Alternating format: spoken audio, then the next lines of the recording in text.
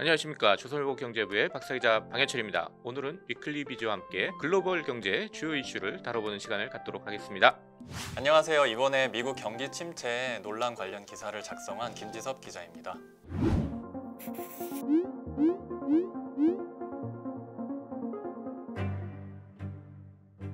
요즘에 이제 미국에서 현재 경기가 침체냐 아니냐를 두고 논쟁이 격해지고 있는데요.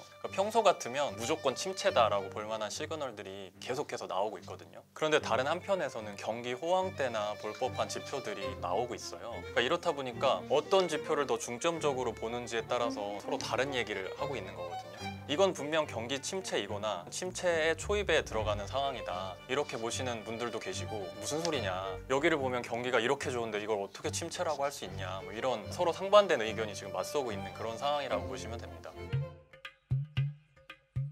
경기가 지금 침체 상황이다 주장하시는 분들이 되게 많이 있어요. 이분들이 이제 내세우는 것들을 먼저 살펴보면요, 크게 두 가지거든요. 이제 첫 번째는 한 나라의 경제를 평가할 때 GDP를 보통 많이 사용을 하는데요. 이걸 보면 이제 미국이 GDP 성장률이 올해 1분기하고 2분기에 두 개 분기 연속으로 마이너스를 기록했어요. 두 개 분기 연속으로 마이너스를 기록하면 통상 침체에 들어갔다라고 보통 말씀들을 많이 하시거든요. 그리고 두 번째는 장단기 금리 차라는 게 있는데요. 그러니까 국가가 발행한 채권이 여러 종류가 있는데, 뭐 어떤 거는 완전 초단기 1년 미만짜리도 있고요, 10년짜리 아니면 30년짜리 막 이렇게 여러 종류가 있어요. 근데 이제 통상적으로 쓰는 이제 장기 금리의 대표가 10년물, 단기 같은 경우도 그냥 2년물을 대표 금리로 보는 편이에요. 그리고 장단기 금리의 차이는 10년물 금리에서 2년물 금리를 뺀 숫자를 말한다. 여러분들 상식적으로 생각했을 때 내가 이제 돈을 어딘가에 맡겨놓고 10년 동안 묶여있는 거랑 2년 동안 묶여있는 거랑 생각했을 때 10년 동안 묶여있는 게 훨씬 기회비용이 크잖아요. 그러니까 당연히 금리가 더 높아요, 10년물 금리는. 그러다 보니까 일상적인 상황에서는 10년물 국채금리에서 2년물 국채금리를 빼면은 당연히 플러스가 나올 거잖아요. 이게 이제 경기가 되게 안 좋거나 앞으로 되게 안 좋아질 것 같다, 이런 상황이 돼버리면 반대 상황이 벌어져요. 금리 역전이라고도 표현을 하는데, 왜 이렇게 되냐면 사람들이 이제 불안한 마음이 드는 거예요. 경기가 안 좋아질 것 같다. 그 경기에 대한 불안과 불확실성 때문에 만기가 긴 채권에다가 아예 돈을 넣어서 맡겨버리는 거예요. 내 돈을 잃지 않기 위해서 10년물 국채가 더 인기가 많아지는 거예요. 인기가 많아지니까 당연히 10년물 국채 채권의 가격이 올라가고, 가격이랑 금리가 반대로 움직이거든요. 10년물 국채 가격이 올라가니까 10년물 국채 금리는 내려가게 돼요. 2년물보다도 낮아지는 상황이 벌어지게 되는 경우들이 있거든요. 그러면 10년물 국채 금리에서 2년물 국채 금리를 빼면 마이너스 상태가 되는 거예요. 장단기 금리 차가 마이너스 시그널을 보일 때 시장에서는 보통 이제 경기 침체의 초입에 들어섰다, 경기 침체에 이미 진입했다, 이렇게 평가를 많이들 하시고요. 미국 장단기 금리 차가 이미 지난달 초부터 마이너스 상태에 들어와 있는 지금 상황이거든요. 그러니까 벌써 지금 한 달 반 정도 넘게 계속 마이너스 구간에 들어와 있어요. 이걸 보면서 이제 사람들이 이건 무조건 침체야, GDP 성장률도 두 개 분기 연속으로 마이너스를 기록했고 침체 때나 볼 수 있는 장단기 금리 역전 현상이 한 달 반 넘게 지속되고 있는데, 이거를 침체라고 볼 수 없으면 도대체 뭘 침체라고 해야 하냐, 경기 침체론자들의 주장이라고 보시면 됩니다. 경기가 좋아서 기업이 물건을 많이 만들어야 되고 공장을 막 많이 돌려야 되고, 그럼 당연히 취업자가 늘고 실업률이 낮아지겠죠. 그러니까 이런 걸 통해서 간접적으로 지금 경기가 좋냐 안 좋냐 이런 것들을 보는데요. 근데 지금 미국 고용 상황이 진짜 너무 좋은 상황이에요.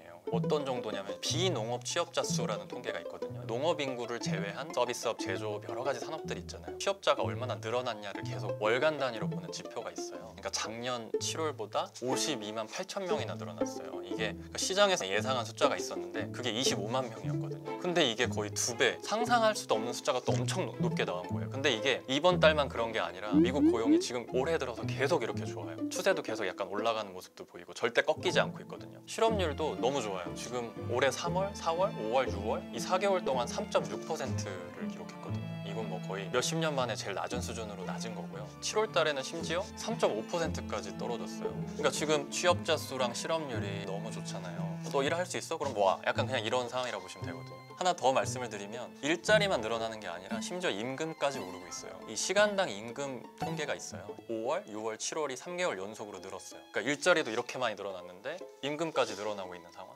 지금 이렇다 보니까 그 연방준비제도의 이제 의장이 제롬 파월 의장이라는 분이 계신데, 지난달 7월 달에 금리를 0.75%포인트 올렸어요. 되게 많이 올린 거거든요. 자이언트 스텝이라고도 많이 얘기하는데 큰 폭으로 그 기준금리를 올리고 나서 기자회견을 제롬 파월 의장이 했거든요. 당연히 단골 질문도 그렇고 많이 나온 질문 중에 하나가 지금 경기에 대해서 어떻게 생각하시냐, 다들 침체라고 많이 하시는데 어떻게 생각하시냐라고 했더니 이제 제롬 파월 의장이 콧방귀를 끼면서 한 말이 노동시장 지표 너네 봤냐, 지금 이렇게 말도 안 되게 좋은데 이걸 보고 침체라고 할 수 있냐? 그건 말도 안 되는 얘기다. 반문을 하는 상황이었거든요. 그러니까 그 정도로 자신감이 있는 거죠. 이제 그런 정도의 상황인 거고요.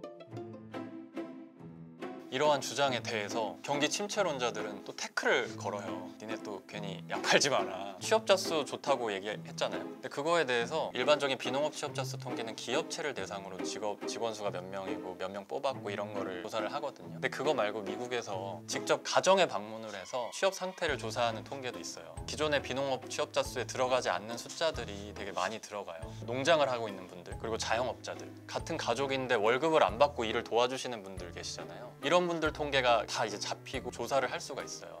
요새 엔잡러들 많잖아요. 비농업 취업자 수에서는 중복 직업을 가지고 계신 분들을 중복으로 체크를 못해요. 그러면은 2개로 잡히는 거예요. 다른 주머니를 차고 있는 게 하나 더 있다. 그럼 3개로 잡히는 거예요. 근데 이제 가계 조사를 하게 되면 그건 그냥 1이에요. 그러다 보니까 이제 조금 더 고용시장의 실체를 분명하게 보여주는 통계라고도 할 수는 있는데, 이 통계가 비농업 취업자 수랑은 다르게 올해 4월이랑 6월 달에는 감소를 했어요. 그리고 두 번째로 또 신규 실업수당 청구 건수라는 게 있거든요. 이번 주에 새롭게 실업 상태가 돼서 그 노동청에 가서 실업연금을 주세요, 이렇게 신청하시는 분들이 있잖아요. 새롭게 신청하는 분들의 건수를 조사하는 건데요. 이것도 이제 올해 4월부터 약간 늘어나는 추세가 좀 보이고 있어요. 실직하시는 분들도 어떤 이유에서인지 좀 늘어나고 있는 거죠. 그래서 이제 이런 것들을 보면서 경기 침체론자들은 태클을 걸 수 있는 상황이죠. 그러니까 상황이 이렇다 보니까 미국의 월스트리트 저널 같은 매체에서는 지금 이 상황에 대해서 고용 호조도 맞는데 경기 침체도 맞아 라는 의미의 고용 호조 속의 경기 침체다 라는 새로운 표현을 만들어냈어요. 침체라는 기준이 딱 정해져 있으면 논쟁을 할 필요가 없잖아요. 그러니까 예를 들어서 우리 건강검진 하시면은 공복 혈당이 뭐 126을 넘으면 당뇨다, 논쟁할 필요가 없는 건데 경기 침체 같은 경우는 그런 기준이 안타깝게도 나와 있지가 않아요.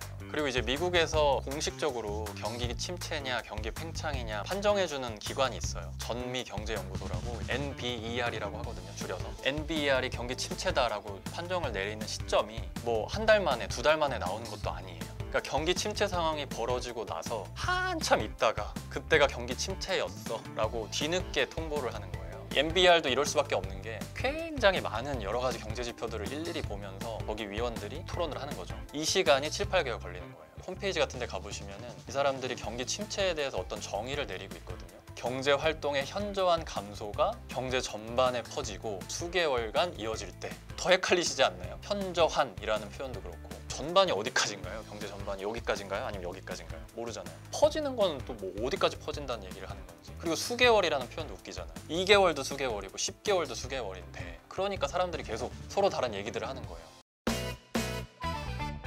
우리가 지금 이렇게 경기 침체에 대해서 떠든 이유가 우리가 경제학자가 되기 위해서는 아니잖아요. 당연히 실용적으로 접근을 해야 되는데, 침체이냐 아니냐를 가지고 이제 우리가 얘기를 하는 이유는 나한테 이득이 돼야 될 거 아니에요. 침체가 아니라면 아닌 상황을 이해하고, 혼재되어 있는 상황이라면 혼재되어 있는 상황을 이해해야지 대처가 가능한 건데, 그래서 사람들이 눈여겨보는 거는 연준이에요. 사실 연준. 경기 침체에 대해서 어떻게 생각하는지를 가장 중요하게 봐요. 왜냐하면 연준이 어떤 통화 정책을 펴느냐에 따라서 시장이 완전 요동을 치잖아요. 이 상황을 파악하는 게 투자자들한테는 더 중요한 거예요. 예를 들어서 제롬 파월 의장이 기자회견할 때 그런 식의 뉘앙스로 말을 내비쳐요. 우리가 지표를 봤는데 전반적으로는 아무 문제가 없어 보이기는 하는데 어떤 특정 지표를 봤더니 우려스러운 부분이 없지는 않아. 좋은 얘기 한 99% 얘기를 하고 1%만 이런 얘기를 해버리면은 시장이 반응을 해요. 여러분들이 인터넷 뉴스에서 보실 수 있는 건 그 1분 동안 한 얘기가 제목으로 나올 거예요. 제롬 파월이 뭐가 안 좋다고 했다, 연준이 드디어 경기를 안 좋게 보나 봐 라고 생각하실 수도 있고, 그렇게 해석하면은 대응이 달라지실 수 있겠죠. 왜냐면은 무조건 지는 게임이 아니라 금리가 오를 때, 금리가 낮을 때, 그리고 경기 침체를 예측해야 될 때, 경기 침체가 아닐 것으로 보여졌을 때 다 대처 방법들이 있거든요. 그렇기 때문에 거기에 맞게 대응을 하셔야죠. 올해 들어서 인플레이션이 굉장히 많이 치솟았지만 사실 자세히 보시면 작년부터 인플레이션은 꾸준히 올랐거든요. 그때 제롬 파월 의장이 뭐라고 했었냐면요, 인플레이션이 아니라고 하다 하다가 인플레이션이 계속 나타나니까 인플레이션 맞기는 한데 이 일시적인 거야, 금방 괜찮아질 거야 라고 해서 투자자들을 안심시켰어요. 그러고 나서 작년 말부터 막 솟구쳤거든요. 그러고 나서부터는 말을 바꿔요. 우리도 인플레이션이라고 생각해, 이렇게 바뀌는 거예요. 그러니까 금리를 올리고 시중에 돈을 푸는 정책을 연준이 빠르게 걷어들이는 조치를 발표해요. 그래서 사람들은 먼저 움직이려고 해요, 연준보다. 뒤늦게 움직이면 끝나는 거예요, 게임이.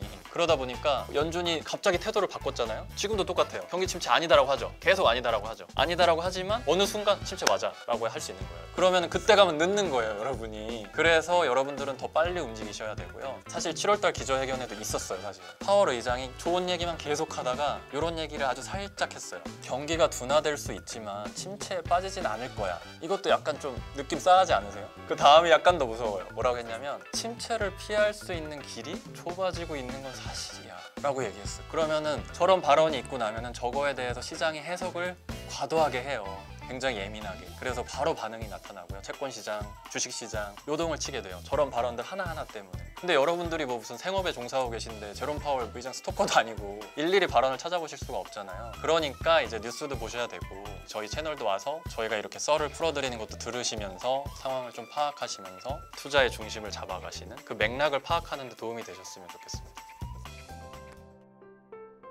여러분, 이 기사 제목만 보면은 되게 재미없잖아요. 경기 얘기 나오면 약간 경기 일으키시고 그렇게 재미없게 생각하시는 분들, 경제 기사 인기 되게 없어요. 사실은 또 재밌는 기사들도 많고 흥미로운 기사들도 많기 때문에 뭐 경기가 안 좋다, 뭐 GDP가 안 좋다, 뭐 고용이 어떻다 이런 얘기 나오면은 일단 읽기 싫어지시는 부분도 제가 얼마든지 이해하고 충분히 저도 그럴 것 같긴 하거든요. 그런데 이제 제가 아까도 계속 강조해서 말씀드렸듯이 우리가 경제학자가 되자는 게 아니라 뭐 물론 이제 지식을 좀 확장하는 그런 역할도 할 수 있겠죠. 근데 그것보다 중요한 거는 당장 내가 빌린 대출, 그리고 내가 은행에 맡겨놓은 예금, 적금, 일할 때마다 수시로 들여다보는 그 주식창, 정말 내 24시간 중에 정말 많은 시간을 내 돈을 위해서 사투를 벌이고 계시는데 중앙은행에서 침체 맞아요 라고 하는 순간 이미 늦은 거고요. 인플레이션 맞아요 하면 늦었었잖아요. 침체도 지금 침체 맞아요, 우리도 그렇게 생각해요 라고 하면 이미 늦은 거예요. 그러니까 먼저 움직이시려면 이런 기사도 보셔야 돼요. 그래서 재미없어도 몸에 좋은 약을 먹는다고 생각하시고 그래도 이런 기사에도 관심을 기울여 주셨으면 좋겠다. 그래야지 여러분들의 자산을 지킬 수 있는 길이 될 수도 있습니다. 네, 지금까지 조선일보 위클리 비즈 팀의 김지섭 기자였습니다. 감사합니다.